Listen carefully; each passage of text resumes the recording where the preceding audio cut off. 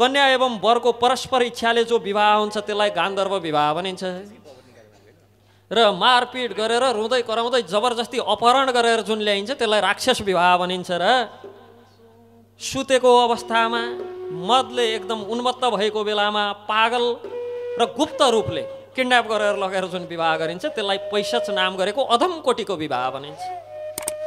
यस प्रकार विवाह 8 प्रकारका विवाहको सम्बन्धमा चर्चा गर्दै अब श्रुति स्मृति सदाचार एवं आत्माको प्रसन्नता यी 4 कुरालाई यी 4बाट धर्मको निर्णय हुन्छ। श्रुति तथा स्मृतिमा भनिएको जो धर्मको आचरणले यस लोकमा यस प्राप्त हुन्छ र परलोकको पनि प्राप्ति हुन्छ भन्दै यस पछाडि स्त्री पुरुषले परस्परमा गर्नुपर्ने व्यवहारको सम्बन्धमा वर्णन गर्नुपर्छ। कस्तो व्यवहार गर्यौँ भने गृहस्थ आश्रम सही ढङ्गले रहन्छ र त्यो सँगसँगै विवाह पश्चात कस्तो स्थानमा गएर बस्नुपर्छ भनेर पनि व्याख्या गर्नुहुन्छ। कहाँ बस्ने त? बस्नका लागि कुन समाजलाई राम्रो मानिन्छ भन्दा जहाँ धर्मात्मा व्यक्तिहरू रहन्छन्, सबै स्वधर्ममा लागेका छन्, कसैलाई अर्काको कुरा काट्ने फुर्सद छैन, कसको घरमा बाछो ब्यायो कसको घरमा चाहिँ पाडो ब्यायो भन्ने फुर्सद छैन, जसलाई धारामा गर अब अचेल त गाउँघरको बिचमा धारा हुन्न, त्यही भएर त्यति कुरा काट्न कम भएको छ। अहिले फेसबुकले सजिलो गरिदिएको छ, ओछ्यानमै बसेर कुरा काट्न पाइन्छ। जसलाई ओछ्यानमै बसेर कुरा काट्न फुर्सद छैन, अर्थात् जो धर्मात्मा छन् आफ्नो धर्ममा लागेका छन्, सो धर्मको कर्तव्य कर्मको पालन गर्छन्, त्यस्तो नगर अथवा ग्राममा बस्नुपर्छ। गुरुजनको अनुमति लिएर त्यहाँ रहने श्रेष्ठ जनहरूको सहमति प्राप्त गरेर अविवादित कुनै प्रकारको विवाद नभएको स्थलमा गृह बनाउनुपर्छ। र घर बनाउँदा छरछिमेकलाई कुनै कष्ट दिन हुन्न। यसको जग्गामा कम्पाउन्ड लगाएर हिँड्छ 1 फिट मिच्दिउँ न भन्ने सोच्न हुन्न। र यस सम्बन्धमा एउटा प्रसङ्ग आउँछ यहाँ कि एक समय कुनै महान सन्त कुनै ग्राममा कुनै गाउँमा पुगेछन्। पुग्दाखेरि गाउँका व्यक्तिहरू यति धूर्त, यति महामूर्ख, यति फटा र यति अधार्मिक, यति नास्तिक, यति आचरणहीन, यति संस्कारहीन रहेछन्। सन्त र एकजना सन्तका शिष्य 2 जना जाँदै थिए। सबैले अर्काको घर देखाउँदा रहेछन्, ऊ त्यस कहाँ बस्न जानु मेरा ठाउँ छैन, उस कहाँ बस्न जानु मेरा ठाउँ छैन। हुँदा हुँदा रुखको मुनि बस्न लागेको पनि त्यहाँ गएर अनेक अवक्ष्य भोजनहरू फालेर बस्न नदिएर अनेक थोक गरेर गाउँबाट निकालेछ। जसो तसो नगरको द्वारमा सन्तले र तिनका शिष्यले रात कटाए। जब रात कटाएर भोलिपल्ट बिहान ब्रह्म मुहुर्तमा हिँड्ने समयमा सन्तले त्यो गाउँतिर हेरेर हातमा जल लिएर के भन्नुभएछ त भन्दा यो गाउँको फलोस् फुलोस् राम्रो होस्, सधैँ यही सुविधा प्राप्त गरून्, यी गाउँका मान्छे यो गाउँबाट बाहिर केही कामका लागि निस्किनु नपरोस्, यिनको सधैँ यश बढोस्, यिनले सधैँ धन सम्पत्ति आदिले तृप्त हुने। बडो आश्चर्य लाग्यो शिष्यलाई। श्राप दिएर अहिले खरानी हुन् भस्म हुन् भन्नुपर्नेहरूलाई फलोस् फुलोस् भनेर हिँडेछ।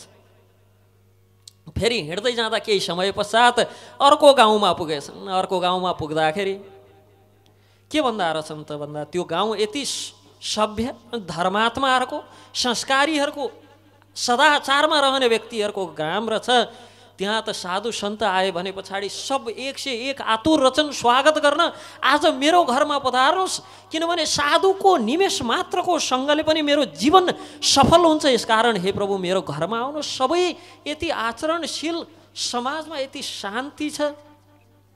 र भोलिपल्ट जब त्यो गाउँबाट हिँड्दा त्यसै गरी द्वारमा पुगे पछाडि ती सन्तले के भन्दा रहेछन्, यसमा तहस नहस होस् यो गाउँ, यहाँ बाढी पहिरो आओस्, यहाँका मान्छे तितर भित्र हुन्।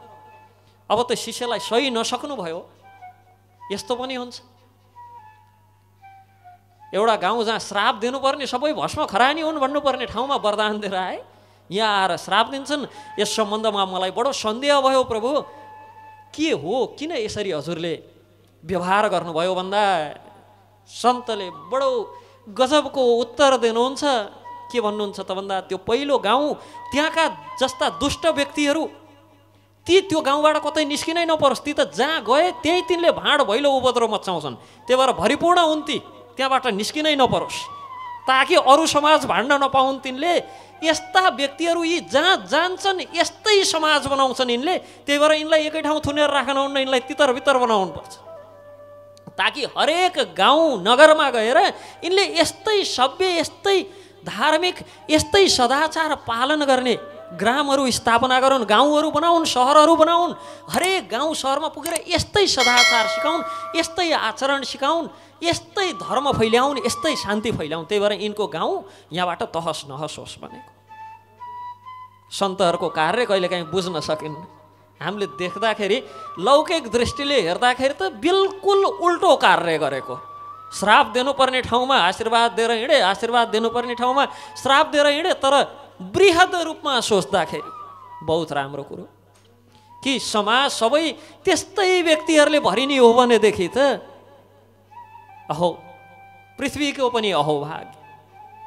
यस प्रकार कस्ता ठाउँमा रहने, कस्ता स्थानमा रहने व्याख्या गर्दै तत्पश्चात गृहस्थ आश्रममा रहेका स्त्री पुरुष आदिको कर्तव्य र सदाचारको वर्णन गर्दै स्त्रीहरूका लागि गृहस्थ धर्ममा उत्तम व्यवहारको सम्बन्धी कुराहरू। अब उत्तम व्यवहारमा यहाँ गोरक्षा, व्यापार, कृषि, लोक सञ्चालन आदि विषयमा प्राय यो वार्ताशास्त्रसँग सम्बन्धित विषयहरू छन् जो लगभग हाम्रो समाजबाट अब नष्ट प्राय भइसकेको छ। यसको संक्षिप्त विवरण जो भविष्य पुराणमा दिइएको छ त्यसलाई संक्षिप्त विवरणलाई अझ अति संक्षिप्त शीर्षक मात्र हामी सुनेर अगाडि जाँदैछौँ।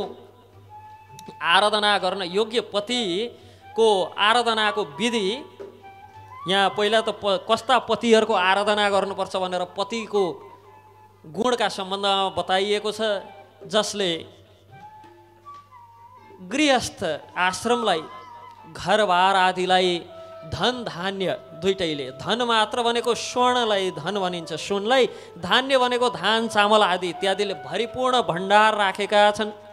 जसले स्त्री सुखका लागि सन्तान आदि यथोचित रूपमा जन्माउन सकेका छन् र जसले घरमा शान्ति रहोस् भनेर घरको गृहस्थ आश्रमको यथोचित व्यवहार पूर्ण रूपमा पालन गरेका छन् र सबैभन्दा महत्त्वपूर्ण जसले गृहलाई मन्दिर बनाएका छन्।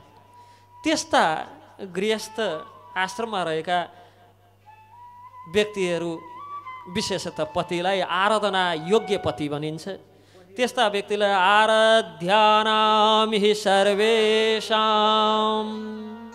अयम् आराधने विदे चित्त ज्ञानो वृत्तिश्च हितैषि त्वं च सर्वदा। पतिव्रताका मुख्य धर्महरू भन्दै चित्तवृत्ति भलीभाँति बुझेर चित्तवृत्ति अनुकूल चल्नु एवं सदा पतिको हित चाहनु र पतिको चित्त अनुकूल चल्नु र यथोचित व्यवहार गर्नु पतिव्रता भनेको यही हो भनेर पतिव्रता स्त्रीको सम्बन्धमा बताउँदै अब पञ्चमहायज्ञको वर्णन तथा व्रत उपवासको प्रकरणमा आहारको निरूपण एवं प्रतिपदा तिथिको उत्पत्तिको सम्बन्धमा कथा र व्रतविधि र महात्म्य भन्नुहुन्छ। स्त्रीको लक्ष्य एवं सदाचारको वर्णन गरेर ब्रह्माजी, यी सबै वर्णन ब्रह्माजीले गर्दै हुनुहुन्थ्यो। ब्रह्माजी आफ्नो आश्रममा जानुभयो। अब गृहस्थले कस्तो आचरण गर्नुपर्छ यो मलाई बताउनुहोस् भन्दा सुमन्तु मुनि भन्नुहुन्छ गृहस्थले वैवाहिक अग्निमा विधिपूर्वक गृहकर्म गर्नुपर्छ तथा पञ्चमहायज्ञको सम्पादन गर्नुपर्छ। किनभने गृहस्थहरूले मुख्यतः 5 ठाउँमा हिंसा गर्छन्। ओखलमा, जाँतोमा, अहिलेको हिसाबमा भन्दा ग्राइन्डरमा, अनि त्यस पछाडि चुलोमा र भ्याक्युम क्लिनरमा, झाडुमा र त्यस पछाडि जल राख्ने ठाउँमा, फ्रिज आदि इत्यादि ठाउँमा। अब अहिले त यो ओखल अनि अब गाग्रो अनि त्यस पछाडि अब यो चक्की चुला कता खन्जानी। चुलो त कमसेकम ग्यास चुलो हुन्छ र त्यो ओखलको सट्टाहरूलाई ग्राइन्डरहरू छन् अहिले। अनि झाडुको सट्टामा भ्याक्युम क्लिनर। यी ठाउँहरूमा चाहिँ हिंसा हुने गर्छ गृहस्थबाट नचाहँदै। अरू ठाउँमा हिंसा गर्दैन भन्न मिल्यो, तर अब चुल्हा चौकामा सागपात काट्नु पनि हिंसा नै हो। हामीले त त्यो सागपातलाई हिंसा भनेर बुझ्दैनौँ, तर त्यसलाई चाहिँ बोटबाट चुडेर ल्याउनु त्यो त जीव त हो नि। त्यहाँबाट चुडेर ल्याएर काटकुट पारेर कुकरमा हालेर सिठी लाउनु हिंसा नै हो। तर के हो भने जीव जीवस्य जीवनम, जीव जीवित रहनका लागि कसैको जीवन लिनै पर्छ, सकेसम्म कम हिंसा गरौँ भन्ने कुरो हो। सागपात चाहिँ सकेसम्म कम हिंसा गर्यो, किन अलि तल तलका पात चुडेर त्यसलाई फल्न दिन्छौँ, गेडा लाग्छन् त्यो गेडालाई सुकाएर राख्छौँ र फेरि छरेर अर्को उमार्छौँ नि, कम हिंसा भयो। हिंसाको पूर्ति गर्छौँ कि फेरि त्यसको पूर्ति गेडा रोपेर घोकै मकै फलाउँछौँ अनि त्यसबाट 2-4 गेडा फेरि छर्नुपर्छ भनेर राख्छौँ नि, 2-4वटा घोका फेरि उमार्ने उपाय लगाउँछौँ। त्यसकारण सकेसम्म कम हिंसा गर्ने हो। तर नचाहँदै पनि गृहिणीबाट गृहस्थ आश्रममा यो 5 ठाउँमा चाहिँ हिंसा हुन्छ। यसकारण यी 5 प्रकारका हिंसाबाट मुक्ति पाउनका लागि गृहस्थहरूले पञ्चमहायज्ञ, जसमा पितृयज्ञ, ब्रह्मयज्ञ भगवानको सन्तुष्टिका लागि गरिने यज्ञ, पितृयज्ञ पितृहरूको सन्तुष्टिका लागि गर्ने यज्ञ, दैवयज्ञ देवताहरूको सन्तुष्टिका लागि भूतयज्ञ र अतिथि यज्ञ, यी 5 प्रकारका यज्ञहरू गर्नुपर्छ। अब अध्ययन र अध्यापन गर्नु यो ब्रह्मयज्ञ हो। अर्थात् गृहस्थमा रहेका व्यक्तिहरूले पढ्नुपर्छ, जान्नुपर्छ, बुझ्नुपर्छ र आफूले जाने बुझेका कुरा अरूलाई सिकाउनुपर्छ। यसो गर्नाले ब्रह्मयज्ञ हुन्छ। हेर्नुहोस् त कति सहज छ यज्ञ गर्न। र त्यस पछाडि पितृयज्ञ तर्पण आदि कर्म गर्नुपर्छ, जो पितृयज्ञ हो। देवताहरूका लागि हवन आदि कर्म गर्नुपर्छ, त्यो दैव यज्ञ हो। बलि वैश्वदेव तथा कर्महरू भूत यज्ञ र अतिथिको अभ्यागत स्वागत सत्कार गर्नु अतिथि यज्ञ हो। ल फेरि आछन् भन्नु अतिथि यज्ञ होइन। अहो आउनुभएछ घरलाई पवित्र पार्नुभयो, यो चाहिँ अतिथि यज्ञ हो। र यस प्रकार पञ्चयज्ञबाट हामी सधैँ अध्यापनम ब्रह्मयज्ञ, पढ्नु र पढाउनु ब्रह्मयज्ञ हो। पितृयज्ञश्च तर्पणम, पितृयज्ञ भनेको तर्पण हो। होमो दैवो, अर्थात् होम आदि गर्नु, दैवहरूलाई देवताहरूलाई सन्तुष्ट गराउने यज्ञ हो। बलिर भौतस तथा अन्यो अतिथि पूजनम, अतिथिहरूलाई पूजा गर्नु अतिथि यज्ञ हो। यस प्रकार विभिन्न यज्ञको सम्बन्धमा चर्चा गरे पछाडि राजा शतानिक प्रश्न गर्नुहुन्छ, हे प्रभु अब संक्षेपमा हजुरले मलाई तीर्थका बारेमा पूर्व अध्यायमा बताउनु भएको थियो, अब मलाई कृपा गरेर विस्तारपूर्वक कुन देवताको कुन तिथिमा पूजा गर्नुपर्छ एवं व्रत कुन विधानले गर्नुपर्छ मलाई यो बताउनुहोस्, जो सुन्नाले केवल म पवित्र हुन सकौँ भन्दा। सुमन्तु मुनि भन्नुहुन्छ, तिथिहरूको रहस्य, पूजाको विधान, फल, नियम, देवता तथा अधिकारीको सम्बन्धमा बताउँदैछु। संक्षेपपूर्वक पहिला सृष्टिको वर्णन सुन। जब प्रथम परमात्मा भगवान श्रीकृष्णले विराट स्वरूप धारण गरेर विराट पुरुषले सृष्टिको रचना गर्ने इच्छा गर्नुभयो, आकाश आदिको रचना गरेर, दिशा उपदशा देवता दानवादी रचना गरेर, जो यी सबै रचनाहरू जुन दिनमा गर्नुभयो, सृष्टिको इच्छाले अण्ड उत्पन्न भयो, त्यो अण्डमा ब्रह्मा उत्पन्न भए, अनि ब्रह्माले सृष्टिको इच्छाले एक भागलाई आकाश, एक भागलाई जलको रूपमा विभाजित गरेर भूमि आदि रचना गरेर दिशा उपदिशा देवता दानव आदि रचना गर्नुभयो। जुन दिन यी सबै कार्यहरू गर्नुभयो त्यो दिनलाई प्रतिपदा तिथि भनिन्छ। प्रतिपदाका दिन यी सबै सृष्टि भए र त्यस पछाडि ब्रह्माजीले यसलाई सर्वोत्तम तिथिको रूपमा मानेर सबै तिथिहरूको प्रारम्भमा यो तिथिलाई प्रतिपादन गरेका कारण यो तिथिको नाम प्रतिपदा भयो। प्रतिपादन गरेका कारण त्यो दिन सबै सृष्टिहरू गरेका कारण प्रतिपादन गरेको दिनलाई प्रतिपदा भनियो। र प्रतिपदा पश्चात अरू सबै तिथिहरू बने र सबै तिथिका बारेमा अब व्याख्या गर्दै प्रतिकल्प निरूपणमा ब्रह्माजीको पूजा अर्चनाको महिमा सुनाउँदै ब्रह्माजीको रथयात्राको विधान एवं कार्तिक शुक्ल प्रतिपदाको महिमा सुनाउँदै कार्तिक शुक्ल प्रतिपदाका दिनलाई प्रथम दिन मानेर जसले वर्षभरिका प्रतिपदामा हरिनाम संकीर्तन यज्ञ गर्छ त्यस्तो व्यक्तिले भगवान श्रीहरिको लोक प्राप्त गर्छ। इन्द्र आदि सारा लोकहरूको भोग पहिला प्राप्त गर्छ। पहिला त इन्द्र आदि सारा लोकको भोग प्राप्त गरेर सूर्यलोक आदि हुँदै ब्रह्मलोक पुगेर ब्रह्मलोक पर्यन्त ब्रह्माजीको जीवन पर्यन्त जति समय ब्रह्माजी रहनुहुन्छ त्यति समय ब्रह्माजी समान रथारूढ भएर ब्रह्माजीले नै भोग गर्ने भोग्य सामग्रीको उपभोग गर्दै अन्ततः त्यस्तो व्यक्तिले वैकुण्ठ प्राप्त गर्छ। हरिनाम संकीर्तनको पनि सँगसँगै महत्त्व बताउँदै हुनुहुन्छ। हरे कृष्ण कृष्ण कृष्ण हरे हरे हरे राम राम राम हरे हरे। र द्वितीय कल्पमा महर्षि च्यवनको कथा एवं पुष्प द्वितीय व्रतको महिमा सुनाउँदा द्वितीय तिथि प्रतिपदा पछाडि आउने तिथि द्वितीय तिथिमा च्यवन ऋषिले इन्द्रको सम्मुख यज्ञमा अश्विनी कुमारलाई सोमपान गराउनु भएको प्रसङ्ग आउँछ। यो सुन्दा राजा यहाँ शतानेक प्रश्न गर्नुहुन्छ, हे प्रभु महाराज इन्द्रको समूह कुन विधि विद्वानद्वारा अश्विनी कुमारलाई सोमरस पिलाइयो भन्दा सुमन्तु मुनि भन्नुहुन्छ, सत्यको पूर्व सन्ध्यामा गङ्गाको तटमा समाधिस्थ च्यवन मुनि या गङ्गा तटमा मगधे तु गया पुण्य नदी पुण्य पुनः पुनः च्यवनस्य श्रमं पुण्यं पुण्यं राजगृहं वनम। अर्थात् च्यवन ऋषिको आश्रममा चाहिँ राजा शर्याती आउनुभयो। राजा शर्याती सारा सैनिक आदिसँगै आउँदै हुनुहुन्थ्यो। यो कथा हामीले बार भागवतमा सुनेका छौँ। यसलाई मैले एकदम छोटकरीमा बताउँदैछु।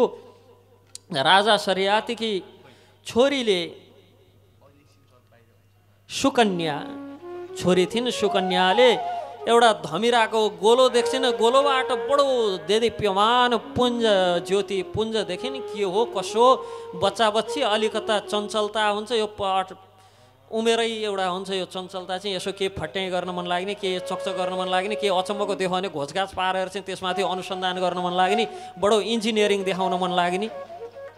अनि गइन् र त्यहाँ घोचे पछाडि रगत बग्न लाग्यो। त्यही समय राजाले अनेक प्रकारका नगरतर्फ फर्कन खोज्दा अनेक प्रकारका अपशकुनहरू अमङ्गलहरू देख्न लाग्नुभयो। त्यहाँ सारा सेनाहरू व्याकुल छन्। मूत्र तथा विष्टा अचानक सबको बन्द भयो। भोक प्यास सुक्यो। के भयो कसो भयो?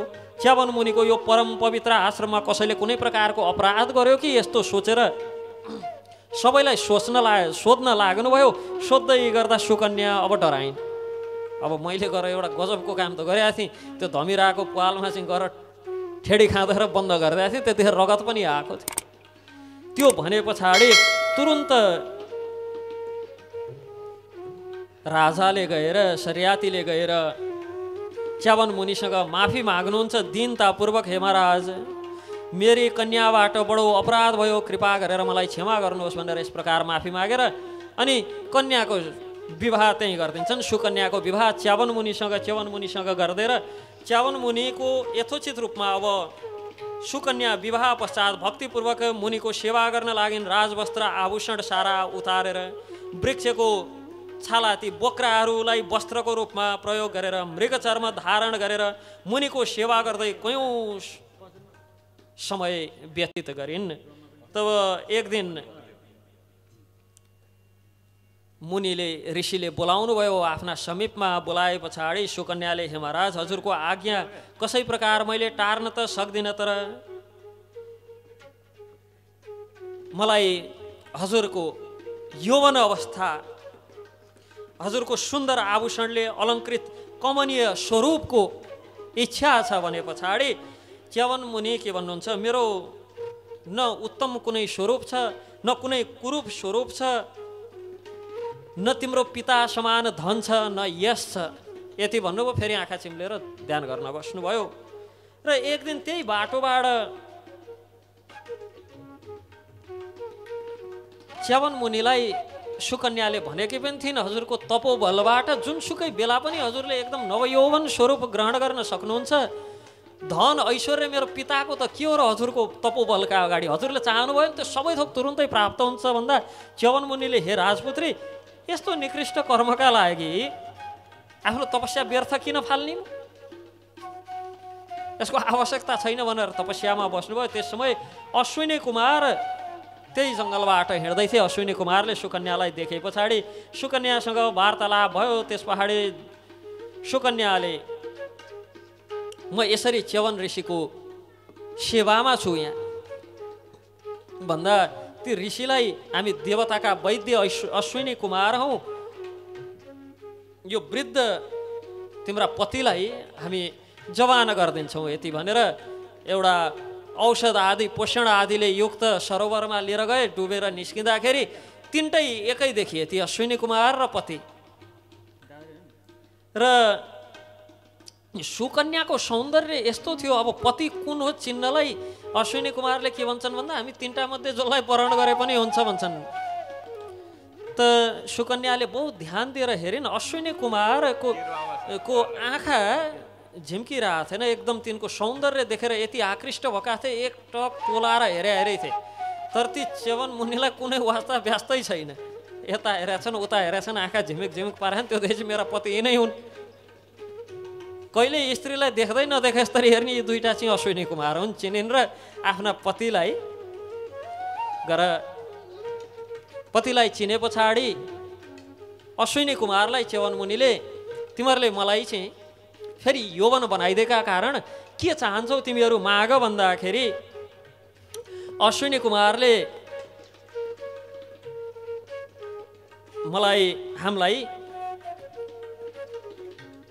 यज्ञ भाग सोमरसको अधिकारी बनाइदिनुहोस् भन्दा च्यवन मुनि अश्विनी कुमारसँग के भन्नुहुन्छ भन्दा म माथि जुन उपकार गर्नुभयो त्यसको फलस्वरूप मलाई जो मेरी उत्तम पत्नी प्राप्त भइन्, यी प्राप्य भइन्, यसका लागि तिमीहरूलाई म के प्रत्युपकार गरौँ? उपकारं वरिष्ठं यो न करोत्युपकारिणे, उपकारं वरिष्ठं यो न करोत्युपकारिणे, एकविंशस्य गच्छेच्च नरकाणि क्रमेण वै। के भन्नुहुन्छ त भन्दा तपाईहरुलाई प्रत्युपकारमा जो उपकार मलाई लगाउनु भयो यसप्रति म कृतज्ञ छु। मैले के गरौँ, कस प्रकार तपाईहरुलाई उपकार गरौँ? किनभने जो व्यक्तिले उपकारको बदला प्रत्युपकारले तिर्दैन त्यस्तो व्यक्ति क्रमैसँगले 21वटै नरकमा पुग्नुपर्छ। सबै पापका लागि एक-एकवटा नरक छन्, तर उपकारीको गुणको बदला नतिर्ने व्यक्ति चाहिँ त्यो 21वटै नरकमा पुग्नुपर्छ क्रमैसित। सबभन्दा ठुलो पाप चाहिँ के हो त? उपकार लगाउने व्यक्तिको गुणको बदला गुणले नतिर्नु सबैभन्दा ठुलो अपराध हो, सबैभन्दा ठुलो पाप हो। हाम्रो त कसैले केही उपकार लगाइहाल्यो भने पनि देखाएको छ नि गरिदिया जस्तो भन्न छोड्दैन। तर त्यो चाहिँ 21 प्रकारकै नरकको भागी हुन्छ त्यस्तो व्यक्ति। यसकारण के गरौँ भन्दा अश्विनी कुमारले हामीलाई सोमरसको भाग दिलाइदिनुहोस्। अश्विनी कुमारलाई भाग दिलाउन भनेर जब यज्ञ गर्न तयारी गरे, च्यवन मुनिले यज्ञ गर्नका लागि तयारी गर्नुभयो। यज्ञ गर्न जब तयारी गर्नुभयो तब इन्द्रले थाहा पाए अहो सोमरसको भाग तिनीहरूलाई पनि प्राप्त हुन्छ रे। यी दुई अश्विनी कुमारहरू देवताहरूका वैद्य, यसकारण यज्ञ भागका अधिकारी छैनन्। त्यही भएर यिनलाई चाहिँ तपाईँले यज्ञ भाग प्रदान नगर्नुहोस् भन्दा च्यवन मुनिले मैले वचन दिइसकेँ, यसकारण म प्रदान गर्छु। हेर्नुहोस् त इन्द्रसँग पनि गजब छ। एकपटक दधिची ऋषिले पनि यज्ञ विषयक ब्रह्म विषयक ज्ञानमाथि चाहिँ प्रकाश पार्न खोज्दा अश्विनी कुमारलाई इन्द्रले आएर तिम्रो टाउको काट्दिन्छु भनेर झपारेर थर्काएर गएका थिए। आज फेरि यहाँ आएछन्, च्यवन मुनिलाई पनि त्यही धम्की दिँदैछन्। उता दधिची मुनिसँग त के भएको थियो भन्दा ठिकै छ यदि तिनले टाउको काट्दिन्छन् भनेर यता घोडाको टाउको ल्याएर दधिची मुनिको शिरमा राखिदिए। दधिची मुनिको शिरलाई लगेर यथोचित रूपमा भण्डार गरेर राखेका थिए। अनि घोडाको शिर राखेका कारण अश्व भनेको घोडा, शिरा भनेको शिर, अश्वको शिरबाट ज्ञान प्रदान गरेका कारण उहाँ अश्व शिरा हुनुभयो। इन्द्रले आएर फेरि त्यो घोडाको टाउको काट्दै फिर्ता लगेर चाहिँ दधिची ऋषिलाई आफ्नै टाउको जोड्दै अश्विनी कुमारले। अब यहाँ आएर फेरि च्यवन मुनिसँग तिनीहरूलाई यज्ञका भाग प्रदान गर्यो भने तिमीलाई काट्दिन्छु, मारिदिन्छु मारे मार काटे काट भनेर उहाँले अश्विनी कुमारका नाममा पनि यज्ञको भाग जब आहुति गर्नुभयो, इन्द्र मार्न भनेर हातमा वज्र लिएर आए। च्यवन मुनिको तपोबलले ती त स्तम्भित भए, त्यही खडा भयो त्यो खाँबो जसरी, हात पनि हल्लिन ज्यान पनि हल्लिन इन्द्रको। यस्तो अवस्था भए पछाडि इन्द्र अब के गर्ने, अब माफी माग्ने नि कुन मुखले माग्ने, काट्छु भनेर गए मान्छेलाई।